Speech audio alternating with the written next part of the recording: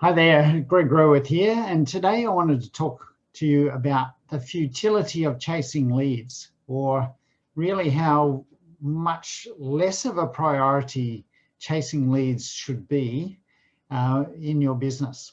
And I want to refer back to a time a couple of years ago when one of my clients called me in and said, Greg, I think it's about time we reviewed our website and looked at how we can generate more leads through the website. So when I went in, and had a look at the website, I said, yeah, well, yes, definitely could do with an update. It's not quite, doing the job that it probably should do. But before we look at what we need to do to upgrade your website, let's look at what inquiries you've actually generated over the last year and how well you've converted those inquiries. And thankfully, the client had good records. So we were able to establish that over the previous year, he had had exactly 101 quotations that they'd put out to people for various inquiries. And on analysis, we discovered that they'd converted 33 of those inquiries or proposals into jobs. But even in further analysis, we also saw that the value of the quotations overall were about $5.5 million, and the value of the converted jobs was about $1.3 million. So there was a couple of things that we noted from those figures. First of all, there was a 33%, pretty close to conversion rate, but also there was only a 20% conversion on the value. So looking into each of those inquiries that were not converted, we established that there was a range of really high level proposals, high price proposals that weren't converted, and a range of proposals that were converted, fairly regularly.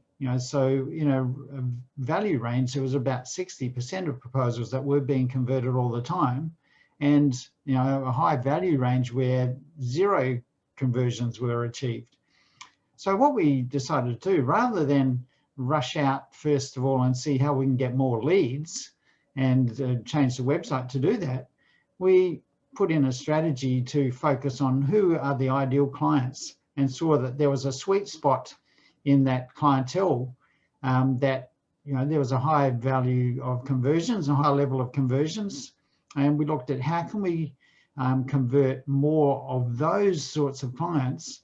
And as a result of that, what happened was that over the next 6 months, we virtually doubled the sales turnover, or came very close to doubling the sales turnover, just by focusing more on the sort of leads that were preferable, and not and really being selective about who we would do proposals for and who not. So in the end, we were able to spend more time on higher value proposals, or much more likely to convert proposals, and reduce the amount of time in putting in time and effort on proposals that were never going to convert. So by focusing on the ideal prospects, ideal leads, and improving the conversion process about those, we actually achieved a much greater impact than if we'd gone ahead and looked at how can we convert, or how can we attract more leads through upgrading our website. So that's often the focus, and what I see in most professional service firms, when we focus on who are the ideal clients that are more likely to convert, and also more likely to add more long-term value by means of higher profitability and revenue to the practice over the course of a number of years, they're the ones we want to focus on, they're the ones we want to attract. And it's about building a system to attract your premium level clients consistently and predictably, so that you make your sales job so much easier. So that's all I wanted to say for today.